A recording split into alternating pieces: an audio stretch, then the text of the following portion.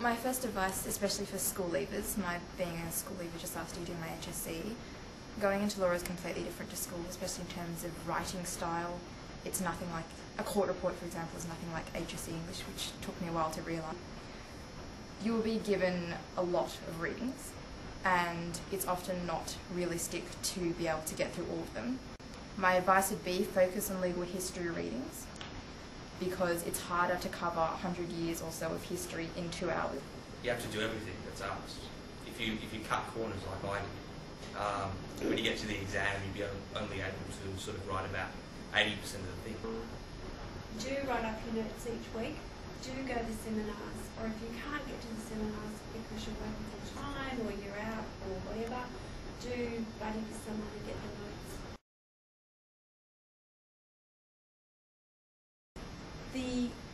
The really thing is to get the simple stuff right first, and then rather than thinking this is all fantastic and doing extra reading and going outside of what you're actually advised to read, that you should stick to what you're advised to read and definitely stick to the textbook, because it's actually all in the textbook first, and then do the outside reading and really make every effort to try and do those readings and make some points about those once you've finished reading every one of them.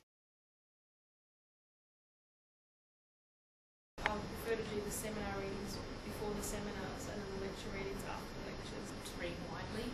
One of the things that I found that even though it's a pain trying to get the further readings from the library, it does help, especially if it's a topic area that you're not too clear about, just to shop around and see what other views are out there.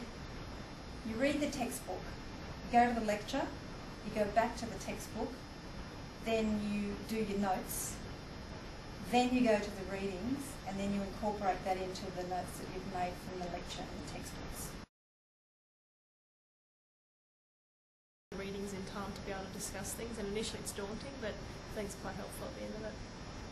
I think the other thing is applying that knowledge, so it's not just doing the reading, but it's answering questions and doing that consistently through the semester, and that will improve as you do it, which I didn't do and I wish I had. I think seminar readings are crucial, because in seminars I found that I could remember things a lot more easily in the exam by remembering what I had contributed to the class and that sort of thing, rather than just listening to a lecture give it to me. So I think seminar readings are crucial.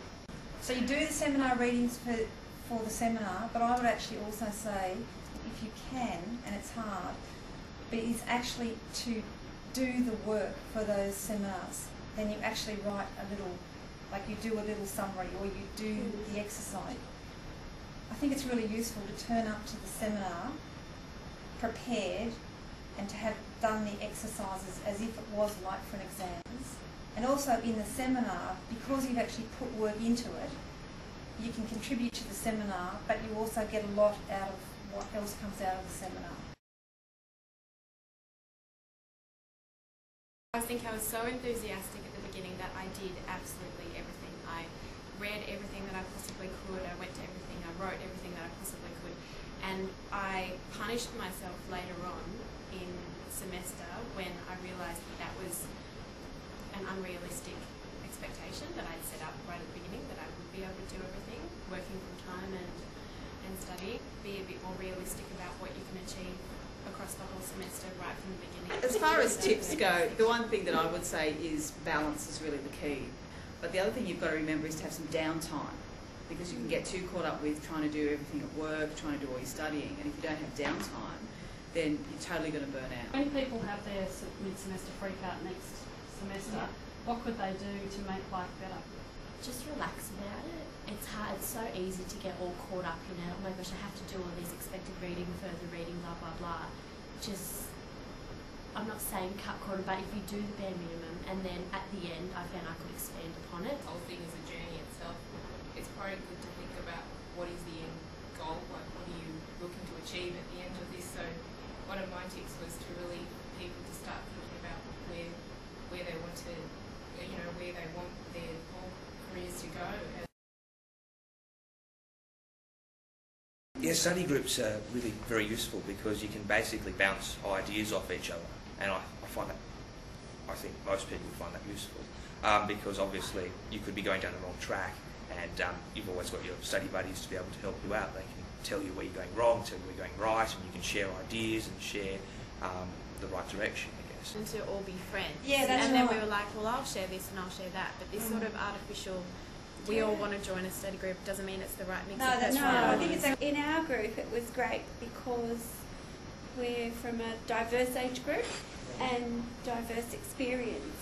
And what I personally found fantastic was just the G'ing up from the other guys, or conversely hearing that, oh my God, they're feeling as bad as I do. What that is, more of a buddy group or Yes, some other that sounds term. all, yeah. Because that's what it is. You're buddying up to bounce ideas off, to answer the questions, or spit up the seminar reading.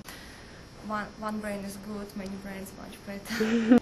We were quite ambitious in our initial, I guess, program. Like we'd actually set a program that you would do these 3 readings and prepare a case note or summary and come to the next week, and we'd set out a rough program on how we'd approach it.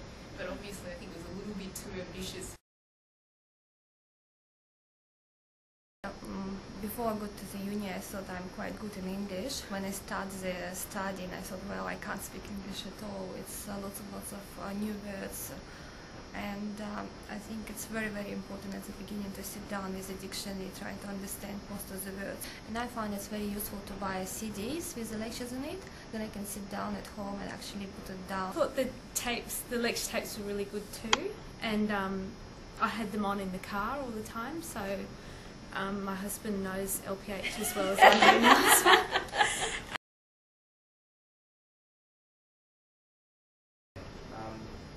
Just do the work. Recap. I'd probably say it all comes together before the exam, and just to, I mean, like everyone else here, trying to work full time and balance it all, it all works out in the end.